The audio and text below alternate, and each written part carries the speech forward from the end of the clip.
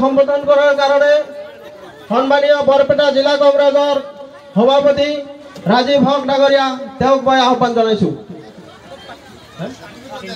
ধন্যবাদ। এতিয়া আমি কৰ্মকৰ্তাসকলক অনুৰোধ জনাম যে আপোনালোকে আমাৰ ব্লক সভাপতি আছে দুজন, তেওঁলোক বৰপেটা জিলা কংগ্ৰেছৰ সভাপতি মোৰ ভাতৃ জাকিৰ ৰাজীৱ আহমেদ ডাঙৰীয়া,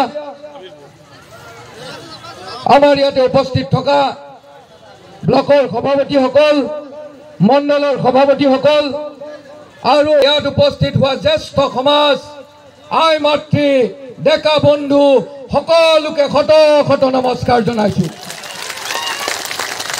শ্ৰদ্ধাৰ ৰাইজ, আপোনালোকবিলাকে আপোনালোকৰ ওচৰত যথেষ্ট সুন্দৰ বক্তৃতা কৰা একোজন সুবক্তা আপোনালোকৰ মাজত আছে।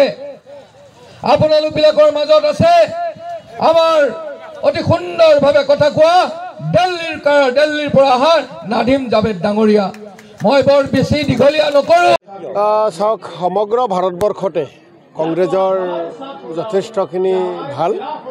ৰাইজে কংগ্ৰেছৰ প্ৰাৰ্থীসকলক আৰু ইণ্ডিয়া জোঁটৰ প্ৰাৰ্থীসকলক ভোটদান কৰিছে আৰু প্ৰথম পৰ্যায়ৰ নিৰ্বাচনৰ পিছত সমগ্ৰ ভাৰতবৰ্ষৰ লগতে অসমতো যি 5টা লোকসভাত নিৰ্বাচন হৈছিল, পাছতে আমাৰ পাৰ্টীসকলে যথেষ্ট ভোট লাভ কৰিছে, ৰাইজৰ আশীৰ্বাদ লাভ কৰিছে। ইতিমধ্যে আপোনালোকে জানে যে প্ৰথম পৰ্যায়ৰ নিৰ্বাচনৰ পিছতেই বিজেপি আৰু UDF যথেষ্ট দুৰ্বল হৈ গৈছে। গতিকে আমি অসমত পূৰ্বতকৈ বেছি এখন লাভ কৰিম। পূৰ্বত যিমান লোকসভা গৈছে, যিমানকেইটা পাইছে, সকলোতকৈ বেছি ফলাফল এইবাৰ হ'ব। পৰিৱেশটো কেনেকুৱা বৰপেটা লোকসভা সমষ্টিৰ প্ৰত্যেকটো সমষ্টিত 10টা সমষ্টিত আপোনালোকে ভালদৰে জানে, কাৰণ একেবাৰে তলৰ খবৰবিলাকো আপোনালোকে জানে। গতিকে ৰাইজে আশীৰ্বাদ দিছে, সকলো জাতি জনগোষ্ঠীয়ে আশীৰ্বাদ দিছে। মানসিকভাৱে শক্তিবন্ত হৈছোঁ ৰাইজৰ আশীৰ্বাদেৰে, আৰু এই সংবিধান ৰক্ষা কৰাৰ যুঁজত ৰাইজৰ যি আশা, সেই আশা পৰিপূৰ্ণ কৰাৰ বাবে নিৰৱচ্ছিন্নভাৱে লাগি গৈছোঁ, যুদ্ধ কৰি গৈছোঁ, আৰু ৰাইজে আগুৱাই দি আছে। গতিকে মানসিকভাৱে যথেষ্ট শক্তিবন্ত হৈছোঁ।